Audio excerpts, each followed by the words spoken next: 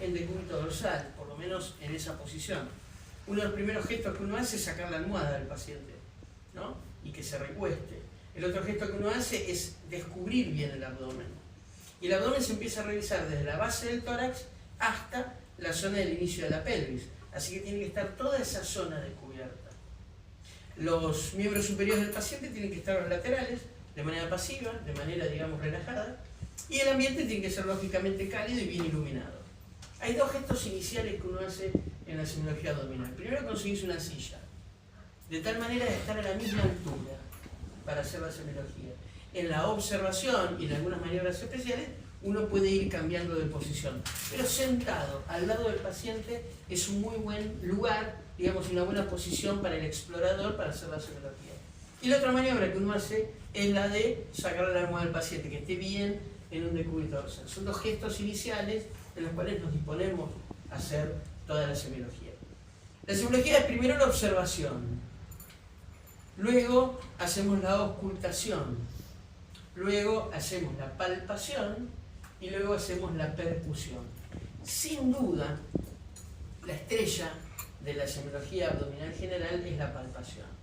Los datos que se obtienen palpando difícilmente pueden ser suplantados solamente con la observación o con la ocultación o con la percusión, que tienen utilidades más específicas y acotadas. Hay cosas que solamente se logran con la ocultación, lógicamente, pero la palpación es sin duda lo que más tenemos que educar a nuestros sentidos. Bien, observamos entonces en esa posición al paciente. ¿Qué nos propone el grupo observación?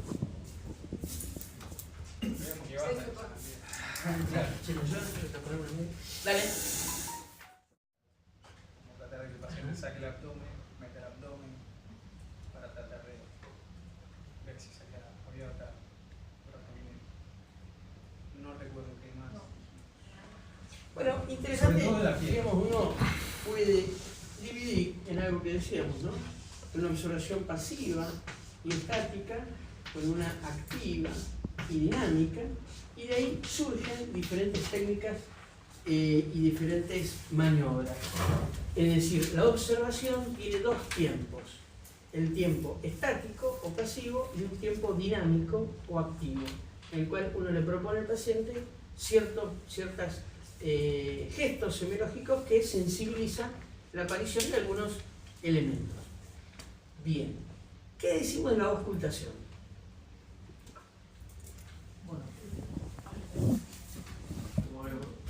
Que si bien se escuchan todos los cuadrantes, pero en alguno que se note que está alterado el ruido, se vuelve a ocultar nuevamente en distintos tiempos. Bueno, yo le propongo una técnica semiológica de volver ocultatoria. A propósito de esto, hay muchas circunstancias en que el paciente mejora y en realidad está empeorando. Son calmas siniestras. Por ejemplo, el paciente que tiene un abdomen agudo perforativo. Cuando perfora, el paciente calma transitoriamente el dolor. Y luego aparece lo que se llama el abdomen en tabla. Y el paciente está peor. El paciente que tiene insuficiencia cardíaca llamada izquierda y que de repente se vuelve derecha, en ese momento en el cual el paciente claudica también el ventrículo derecho, mejora la disnea y el paciente está peor. El paciente depresivo y ansioso, que de repente desaparece su ansiedad. Eso puede ser el pródromo de una acción autolesiva. Entonces, hay circunstancias en las cuales uno cree que hizo algo por el paciente y lo único que hizo fue observar cómo empeoraba. El famoso intervalo lúcido también, ¿no? Contá ese también, esa mejoría. No, bueno, cuando hay un traumatismo encefalocraneano puede ser que la persona... digamos, hay una escala que se llama Glasgow y puede ser que uno cree que está mejorando, que está mejor y la persona se dice intervalo lúcido porque puede hablar normalmente, pero en realidad está empeorando y digamos, subyacentemente hay una hernia uncal que está empeorando el cuadro y de pronto la persona baja el estado de conciencia de golpe. Muy bien. Palpación, ¿cómo nos ordenamos en la estrella de la semiología abdominal? Sí, bueno, la estrella llegó a tener una punta, ¿no? Era mi lujo. ¿Qué más? A ver, ¿qué tenemos? Palpación. No, hablamos, bueno, como de dividirla en una palpación superficial y una palpación más profunda. A su vez, la palpación superficial, primero revisar, digamos, bueno, algunos encontramos. Sí, la profunda que podía ser como manual, claro. Y una visceral, ¿no? Sí. Y esa visceral tenemos, digamos, tenemos fundamentalmente el sigmoide, ¿no? Y el ciego, como dos elementos y más importantes y accesibles.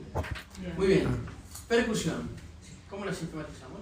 Bueno, percusión, son más las dudas, nos dimos cuenta que teníamos muchas dudas. Comenzamos con la misma sistemática que el resto, o sea, hablando de la posición del paciente, que eso ya está hablado. En percusión habíamos consensuado que lo íbamos a hacer en forma radiada desde el apéndice cifoides, en líneas divergentes y siempre regresando al punto inicial. Eso como aspecto general. No deberíamos encontrar, si hacemos esa percusión por debajo de la parrilla costal, no deberíamos encontrar matidez en condiciones normales. Si encontrábamos matidez, rotando de posición para ver si esa matidez era fija o era desplazable y ahí percutir desde el lado lateral izquierdo a derecho. Y surgió la duda con la percusión de el derrame de poca de poca cuantía. Si la maniobra que habíamos escuchado alguna vez era fiable, no, que se hacía. ¿Qué maniobra habían escuchado? La del paciente que se apoya en la camilla con las rodillas y las partes Sí. En besita rata. En realidad nadie no sé si alguien la hizo, pero no, la leímos y queremos saber si tiene una utilidad real. Parece difícil de hacer. Es una maniobra que puede ser útil, no se utiliza la rutina, es cuando el contenido abdominal es menor a 250 mililitros. Y tiene esa maniobra una historia particular en nuestra cátedra, porque antes los concursos para jefe de sala se hacían con un paciente, no era solamente antecedentes, sino que era también con un paciente. Y la detección de una pequeña ascitis utilizando la maniobra genupectoral y una percusión desde abajo fue la maniobra que le permitió a Mancino acceder a la jefatura. Así que tiene esa historia en nuestra Tiene un nombre cátedra. propio, acá el método de Menz y Vance. Menz y Vance. Muy bien. Bárbaro, fantástico. Vamos a invitar a Adrián a que se acerque y nos brinde su abdomen. Es que yo sé que es un deportista. Así que es un abdomen privilegiado, digamos, para hacerse bien lo que quiera. Es muy importante primero la posición del examinador. Voy a repetir cosas mejor que estuvimos charlando a modo de hacer una síntesis. Es muy importante la posición del examinador, la posición del paciente que va a ser explorado. Es muy importante valorar la camilla y valorar el ambiente. Acá hay muchas cosas que conspiran por una buena semiología, empezando por una mala iluminación. Entonces el paciente debe estar inicialmente en decúbito dorsal, lo más tranquilo posible. Uno tiene que dejar un ratito así en esa posición de decúbito dorsal, así, digamos, va de a poquito mejorando su respiración y poder, hacer una buena semiología. Uno le tiene que explicar al paciente qué es lo que vamos a hacer en relación a la semiología abdominal, que vamos a tocar el abdomen y que vamos a necesitar de su colaboración. Lo mejor es estar uno inicialmente sentado en mi caso a la derecha del paciente, pero si alguien tiene otra posición, porque la mano más educada semiológicamente es otra, también lo puede hacer. Tradicionalmente nos sentamos del lado derecho. Decimos que son dos gestos iniciales, uno el de sacar, la almohada, a pesar de que en la bibliografía por ahí encuentran lo contrario, pero sacar la almohada de tal manera que el paciente esté bien en un decúbito dorsal y que los músculos abdominales no tengan ningún tipo de actitud ni activa ni pasiva, que esté lo más relajado posible. Y es muy importante que el abdomen esté expuesto, de la región toracoabdominal a la región pelviana. Para esto no tiene que haber frío, el abdomen tiene que estar, bien expuesto, hasta esa zona. Lo primero que uno hace es observar. Y observa desde dos posiciones. Uno observa desde el lugar donde está y también uno tiene que hacer una observación desde los pies del paciente. La observación tiene que ser desde la parte superior, desde arriba, viendo toda la playa abdominal, en el cual me sirve a mí para valorar fundamentalmente todo lo que es, estructural del abdomen y de la piel, y también una valoración también, digamos, desde el punto de vista tangencial, que me sirve a mí para descubrir algunos movimientos del abdomen, algunos normales y otros patológicos. La visualización desde los pies tiene como objetivo el de valorar simetrías o asimetrías. En la observación uno saca datos normales, que tiene que ver con estructuras estáticas y elementos dinámicos. Así que uno observa primero estáticamente o de manera pasiva el abdomen y luego lo observa dinámicamente. De manera pasiva, uno lo que observa es la ubicación del ombligo, las lesiones cutáneas, la pilosidad, uno observa si hay algún tipo de alteración más que nada en la piel. En la tangencialidad uno observa los movimientos respiratorios. En realidad es una observación pasiva, porque yo al paciente no le digo que haga nada, pero paralelamente es dinámica, porque yo centro la atención en cómo el paciente moviliza el abdomen en relación a su respiración. Y por otro lado, algo estático muy importante es visualizarlo de los pies porque veo asimetrías.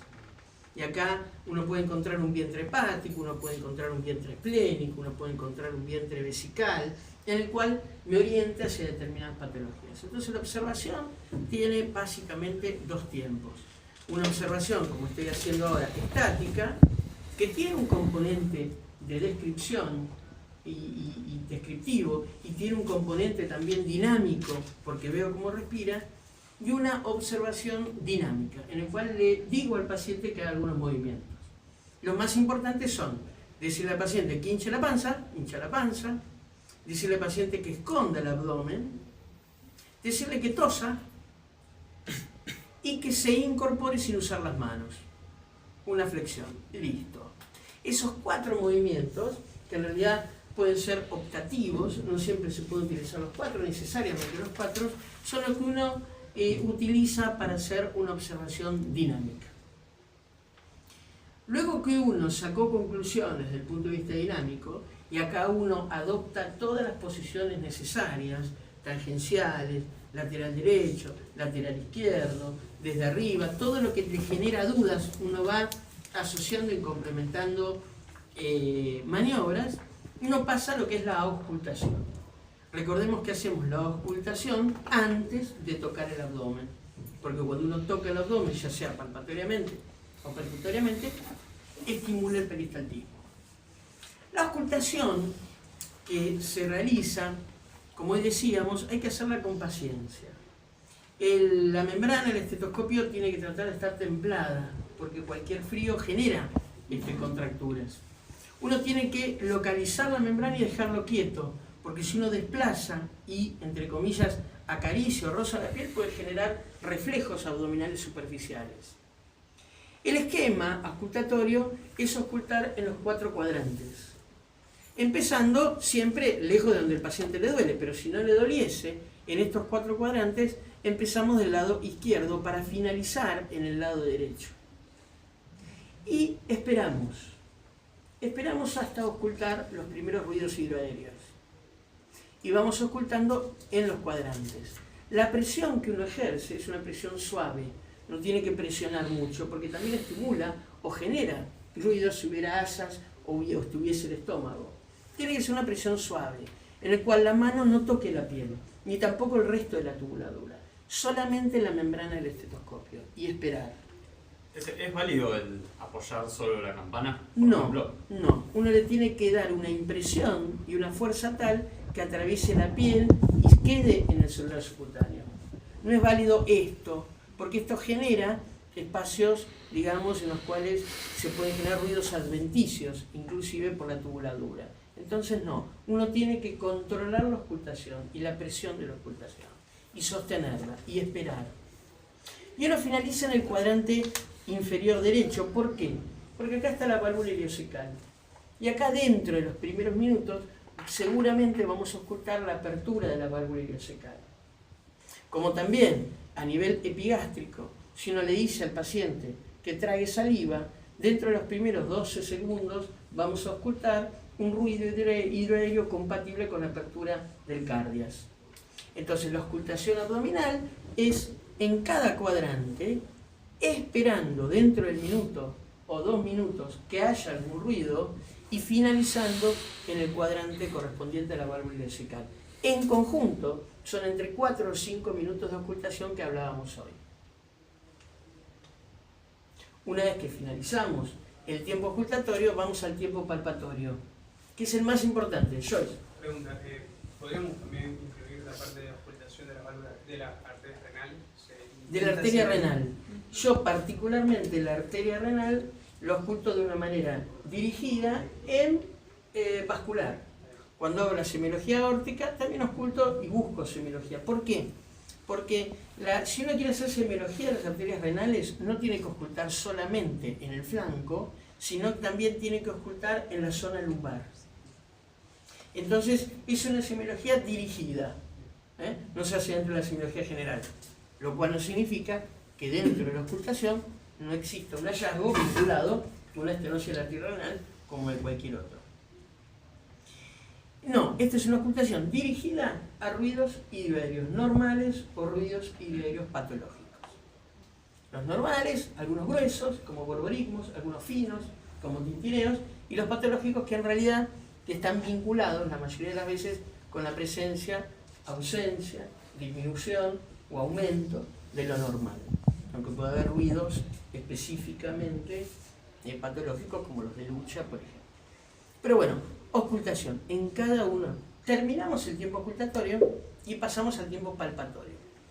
La palpación es lo más importante. Tenemos que educar nuestras manos en palpar abdómenes. Palpar abdómenes. La palpación tiene diferentes tiempos. Un tiempo general, en el cual yo incorporo, antes de tocar, antes de ir con la palma, los siguientes movimientos, que es un movimiento general del abdomen. ¿Por qué hago este movimiento general? Este movimiento general sirve en todo abdomen agudo. Una de las causas más importantes en las cuales uno va a utilizar la semiología abdominal.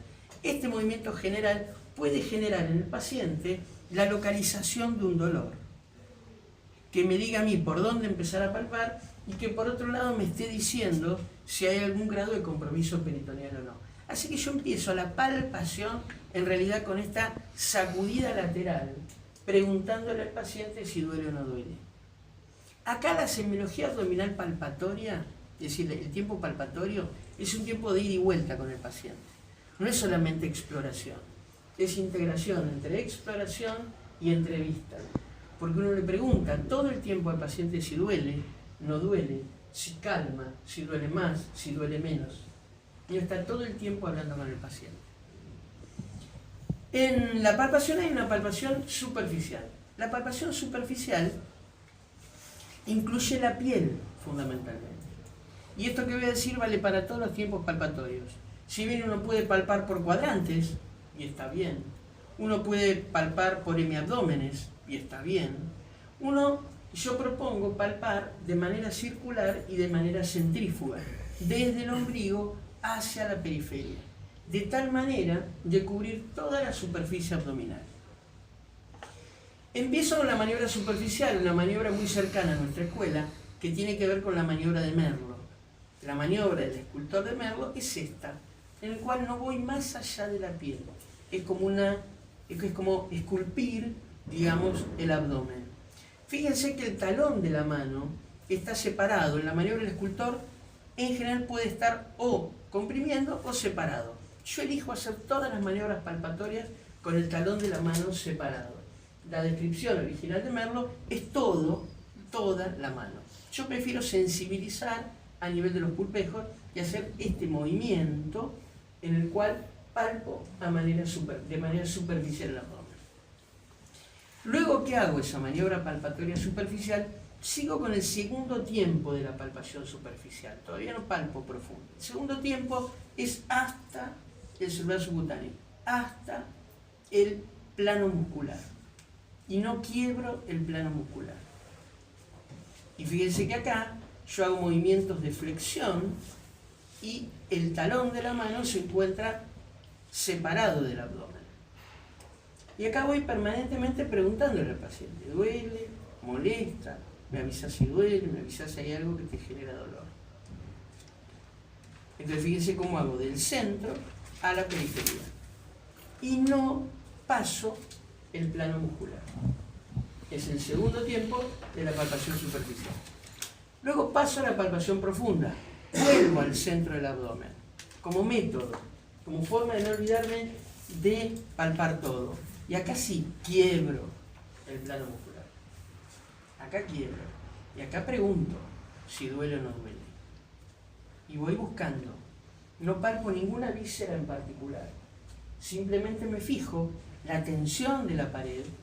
Me fijo si hay por debajo de la pared alguna resistencia. Y fundamentalmente dolor. Palpación profunda. Primer tiempo de la palpación profunda.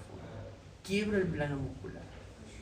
Acá entran algunas maniobras complementarias dentro de la palpación profunda si uno quiere.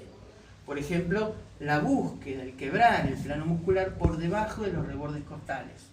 Esto es importante porque esto me puede hablar de resistencias en una esplenomegalia o en una hepatomegalia. Espleno o hepato. Entonces, esto como maniobra complementaria. Y la otra maniobra complementaria de la palpación profunda, acorde al cuadro clínico del paciente, es la maniobra de Blumberg. La maniobra de Blumberg que busca ver si existe reacción peritoneal, ya sea localizada o generalizada. En el Blumberg, uno flexiona los dedos, quiebra el plano muscular, va más allá del plano muscular de tal manera de llegar a una palpación visceral inespecífica, en este caso la zona pedicular, en este caso la zona sigmoidea, en este caso la zona vesicular, y luego inmediatamente le pregunta al paciente si duele o no duele. Puede decir que sí, puede decir que no, pero el número es positivo cuando frente a esta maniobra el dolor se exacerba o aparece. Entonces, en esta semiología abdominal profunda y en estas maniobras complementarias está la maniobra de Blumberg, que hay que ajustarlo a las necesidades del paciente frente a todo abdomen agudo, es decir, cuadro clínico dominado por el dolor abdominal de aparición reciente. La maniobra de Blumberg es dominante. Y esta es la maniobra. Flexionar los dedos, quebrar el plano muscular, llegar a un plano visceral y descomprimir. Esto se llama signo de la descompresión, o signo de rebote, o maniobra de Blumberg, o signo peritoneal. Es positiva cuando hay dolor. Es muy importante. Luego de esta palpación profunda general, pasamos a una palpación profunda visceral. Y acá excluimos al vaso y el hígado, que tienen su semiología específica. Y hacemos la semiología sigmoidea, en el cual hacemos maniobra bimanual del lado derecho, colocando los dedos en esta posición, en el cual están semiflexionados y en una misma línea palpatoria. No apoyo los talones, y parándome, uno puede pararse en este caso, es optativo, hago esta maniobra de búsqueda.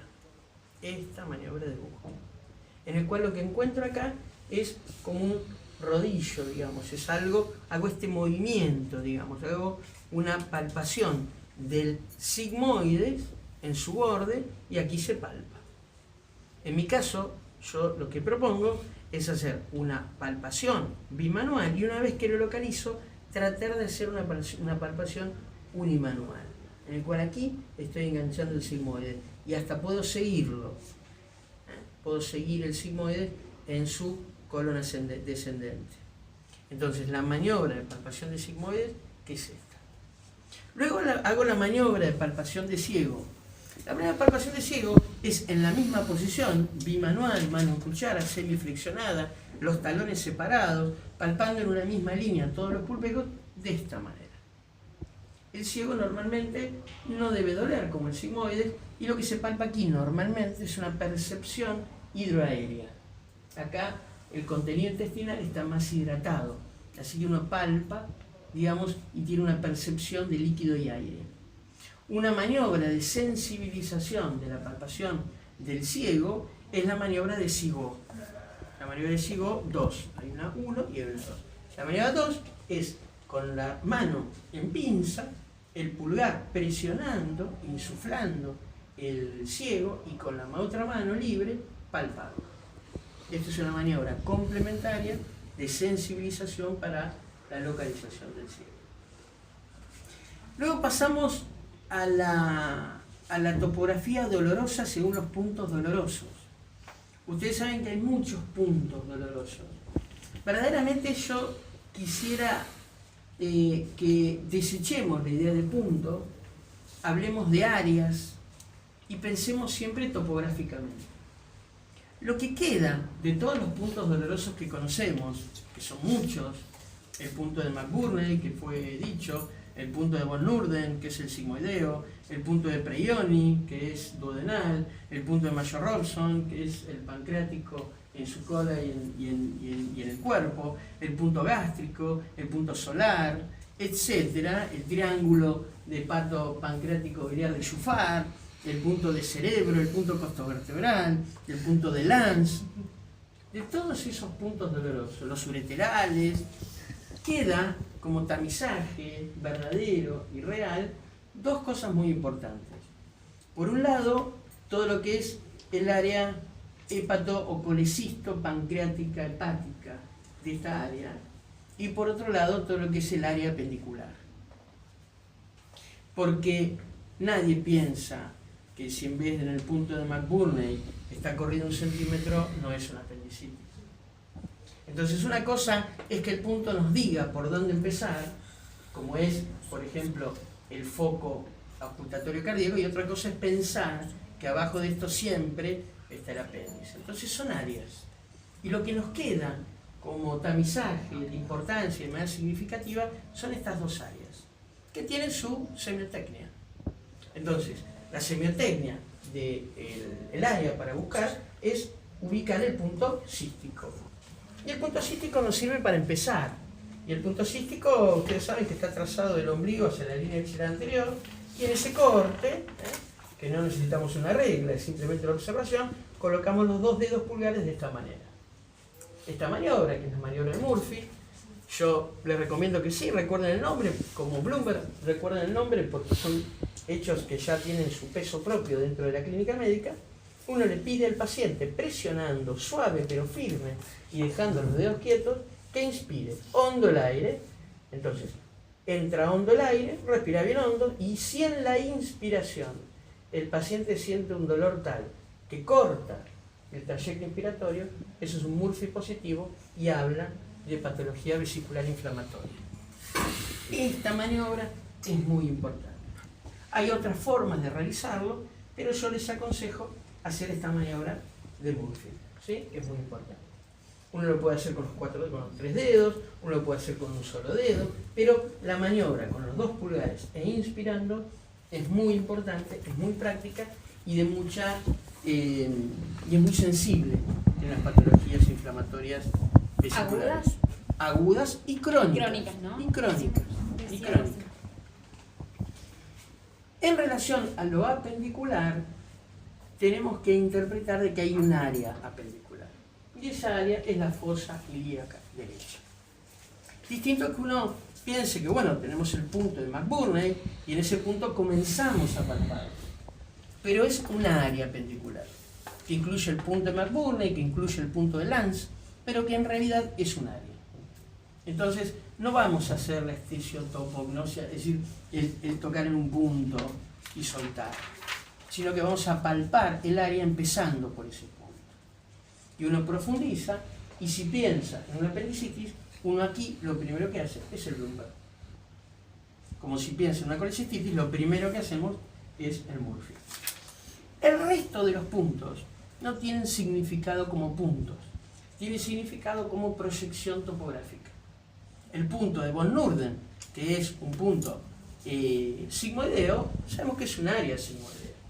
Nadie piensa que si en vez de en von Nurden que es un McBurney del otro lado, si uno piensa que von Norden está corrido, no es una sigmoidita. Es decir, lo pensamos igual, es un área. Lo mismo sucede con el punto gástrico, lo mismo sucede con el punto duodenal. Son áreas que nos pueden orientar. Las más específicas son estas. Los puntos ureterales tienen más de historia que de realidad. Si uno simplemente se imagina en qué lugar están los uréteres anatómicamente en profundidad, como el uréter es retroperitoneal, uno se da cuenta que si uno presiona acá y duele, la posibilidad de que sea el uréter es muy bajita. Y una sensibilidad y especificidad muy baja. Realmente no tienen utilidad en tanto su significación clínica. Yo me quedo con los puntos, con estas dos áreas, más que puntos.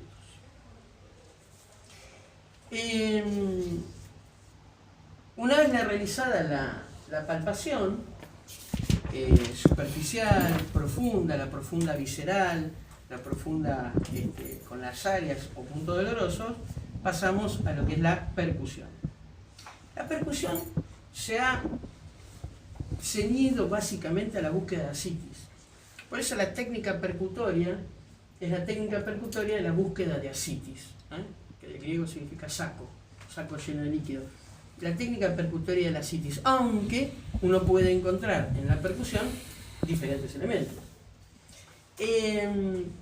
La técnica percutoria es bidigital, se apoya solamente el dedo plexímetro, se lo coloca de una manera no muy profunda, pero tampoco totalmente superficial, digamos llegando al plano muscular, atravesando la piel y celular subcutáneo. El resto de los dedos y el talón tienen que estar levantados. La intensidad de la percusión es suave, es mucho más suave que la del pulmón y es más suave que la del vaso.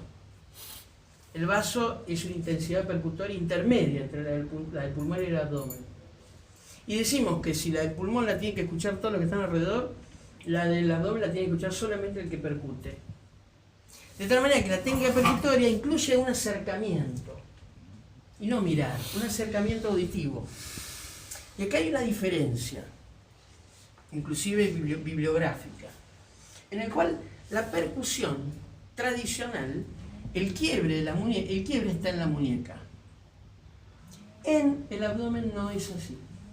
En el abdomen, el dedo percutor toma impulso en la articulación metacarpofalángica. Esta es la técnica percutoria abdominal.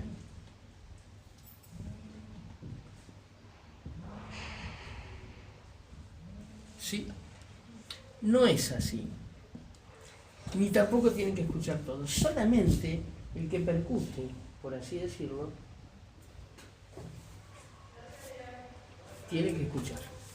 Y el dedo toma impulso en la articulación metacarpofalángica. La muñeca no la muevo. A diferencia del pulmón, que uno percute de esta manera. O el vaso, que uno percute de esta manera. El abdomen uno percute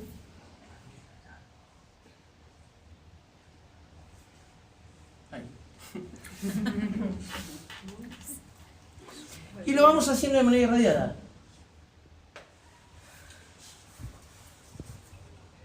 Hasta encontrar una matidez, que habitualmente son los músculos o el hueso. Pero si es anterior, esa matidez corresponde en general al líquido. Y lo hacemos de manera irradiada. Y vamos marcando donde encontramos la matidez, si es que es patológico, si no, no marcamos. Como maniobra complementaria a la percusión, uno puede en la percusión abdominal palpar, percutir, probé. Y acá es un poco más intenso. Acá sí la saco de la muñeca. Acá busco el timpanismo gástrico. Yo en realidad no lo hago en el tiempo abdominal, lo hago cuando busco vaso, pero se hace también en el tiempo abdominal, en la búsqueda de Trove, que tiene que ser timpánico. Entonces, esta es la inspección, la ocultación, la palpación y la percusión. Luego hacemos semiología hepática y luego hacemos semiología esplénica específica y semiología renal, que tiene poca sensibilidad, poca especificidad, pero tiene sus propias maniobras que hay que hacerlas. ¿Cómo ha leído? Yo había leído que el signo de la descompresión, ¿sí?, era como muy cruel para el paciente y lo reemplazaba por el movimiento de la camilla. Quería saber si la sensibilidad es la misma. Todo lo que sea movimiento del abdomen va a reflejar una peritonitis. Entonces uno puede mover el abdomen de manera directa o de manera indirecta. De manera directa es la maniobra que hicimos. De manera indirecta uno puede hacer la maniobra taconeante, en el cual lo hacemos parar al paciente en punta de pie y caer sobre sus talones. Y luego Mauro propone Sacudamos la peritonitis va a decir que le duele. Una de las cosas que uno pregunta en los pacientes que vienen no son traídos en auto es si en los badenes le dolían. Y el paciente te cuenta, sí, cada badén yo me tenía que agarrar. Bueno, eso es un signo indirecto de peritonitis aguda, ¿no? Revisar algún síntoma, más que nada a la hora, por ejemplo, de presentar a un paciente o de escribir la historia clínica. Lo caracterizamos por áreas topográficas, hablando de flancos, de fosas, hipogastrio, epigastrio, o se usa alguna otra sistematización. No, lo tengo que topográficamente como está descrito hay dos maneras de dividir topográficamente el abdomen. La escuela francesa la divide en los nueve cuadrantes, en el cual nosotros utilizamos ese, ¿no? Hablamos de los flancos, hablamos del hipocondrio, del epigastrio, etc. Y después está la escuela inglesa, que lo divide en cuadrantes. Cualquiera de los dos está bien. Me parece, digamos, todo lo que te sirva para transmitir la idea y que el otro se haga una idea de tus hallazgos está bien. Uno tiene que ser, en la descripción de los hallazgos, lo más asertivo posible. Y en esto tiene que significar, ¿qué significa? Tenemos que decir cuál es la ubicación topográfica del hallazgo y cuál es el hallazgo de manera descriptiva, ¿no? El Sutro. Acá en Sanguinetti habla de frotes. Cuando la Palpatorio. Sí, también lo habla del palpatorio. Bueno, ¿O tiene que ser porque también habla de las peritonitis tuberculosas. Dentro de los hallazgos auscultatorios puede tener frote. Es muy raro, se ven las peritonitis crónicas y habitualmente se ven en las periviscerales, es decir, en las perihepatitis o en las que era mucho más frecuente en la zona del hígado, sí. En las perihepatitis o periesplenitis crónicas. La mayoría de veces en contexto de perifernitis tuberculosis. Pero también se puede ver frotes en el síndrome urémico. En el síndrome urémico se puede ver un frote peritoneal, perisplénico o perihepático. Pero bueno, son hallazgos muy infrecuentes. Difícil, Franco. Mi pregunta iba un poco por el lado de un paciente que viene con mucho dolor. ¿Lo evaluamos así como está o se le puede dar tratamiento sintomático y evaluarlo después si tiene el mismo valor, hacerlo cuando tiene el dolor, cuando no lo tiene? Iba un poco a eso. Eso tiene un concepto original, digamos, que te echa luz sobre esa idea. Y el concepto original es, frente a un paciente con un dolor cuyo cuadro clínico tenga como dominancia al dolor abdominal, no medican. Y si deciden medicar por una cuestión de tolerancia del paciente y de acuerdo con el paciente, nunca dejen de observarlo evolutivamente. Entonces, el concepto general es que el abdomen agudo no se medica de ninguna manera, mucho menos con antibióticos y tampoco con analgésicos, salvo que ya tengamos el diagnóstico. Un abdomen agudo en el cual uno ya tiene el diagnóstico, uno le calma el dolor. Un abdomen agudo en el cual no tenemos el diagnóstico, el dolor es el que nos va a guiar hacia, básicamente, más que lo etiológico, hacia la decisión de si es quirúrgico o no es quirúrgico. Porque el planteo en un abdomen agudo, en una situación de emergencia, no es discernir si es una apendicitis o una mequelitis, sino que es discernir si es quirúrgico o no es quirúrgico. Y el guía, el síntoma, guión, pivote, que a vos te va a llevar al conocimiento de cuál es la etiología, es el dolor del paciente. Ya sea por su agravamiento, ya sea porque finalmente se localiza, o ya sea porque el dolor comienza a aparecer, por ejemplo, en el rebote, en el lumbar. Entonces, como concepto general, no calmen el dolor. Como concepto general, no mediquen sintomáticamente ningún abdomen agudo. Porque una apendicitis aguda en la cual uno medica para el dolor, le va a calmar el dolor. Y para llegar al reparo, ¿qué van a aspirar? El Sutro. Entonces, no hay que medicar. Salvo que tengas el diagnóstico. La apendicitis aguda prequirúrgica, mientras todo se prepara, le calmas el dolor. Por supuesto que sí. Pero si no tenés todavía tomada la decisión de si se opera o no, no lo medicamos de ninguna manera. Es lo que ha llevado a mayores problemas diagnósticos y iatrogenia y a retrasos en el tratamiento quirúrgico, la medicación. Te va a suceder que pacientes que ya vienen medicados, con más razón, hacer una semiología evolutiva. En el abdomen agudo no nos vamos a equivocar por no conocer la semiología, ni nos vamos a equivocar por no conocer la etiología, ni siquiera por los métodos complementarios, el cual, si no los conocen o no los llegan, se los imaginan, seguro. Nos vamos a equivocar por no hacer un seguimiento semiológico evolutivo del dolor y de la semiología abdominal del paciente.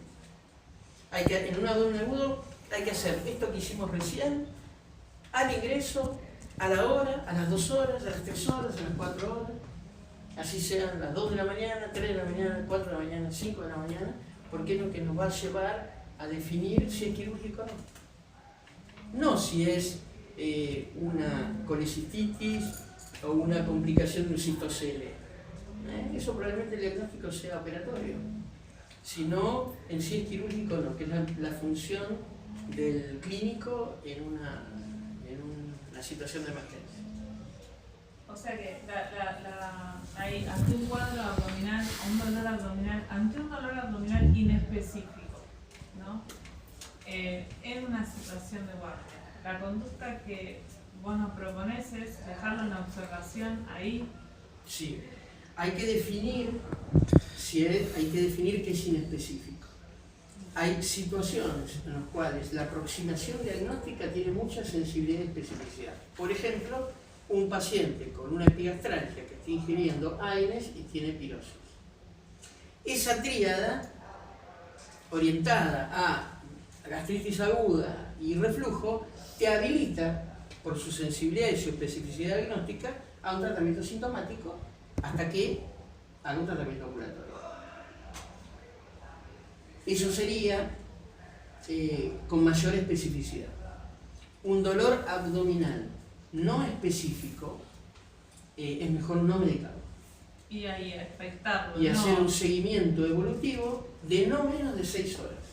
Ahí en el lugar. Lo cual no significa internarlo en la guardia. Eso ya es un criterio artesanal tuyo, en el cual el paciente puede quedarse, no puede quedarse, vive cerca, no vive cerca, te conoce, no te conoce. Esa es otra cosa.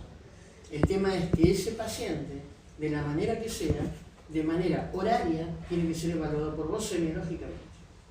No menos de 6 horas. Y otra pregunta es ruidos y uremias.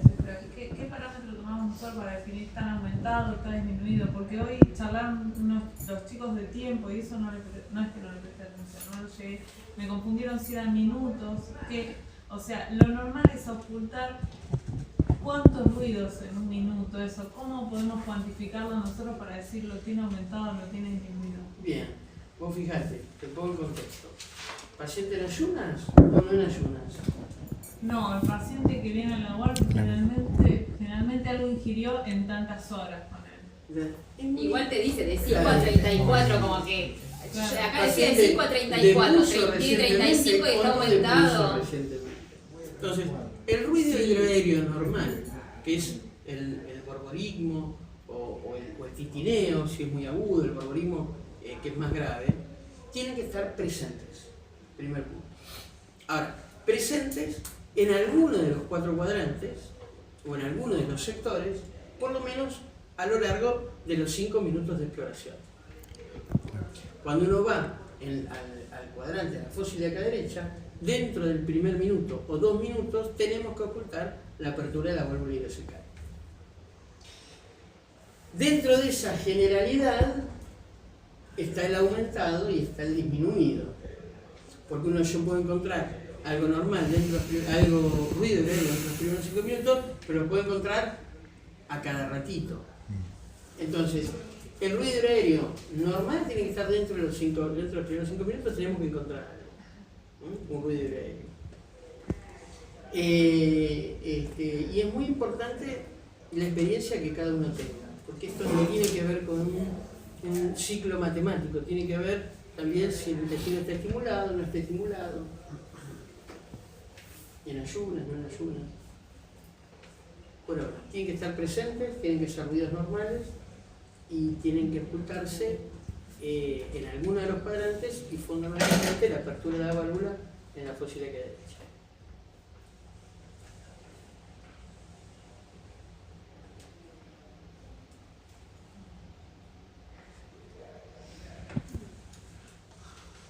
Bueno, esto podemos armarlo, sistematizarlo a modo de consenso, digamos. Sí, yo sí lo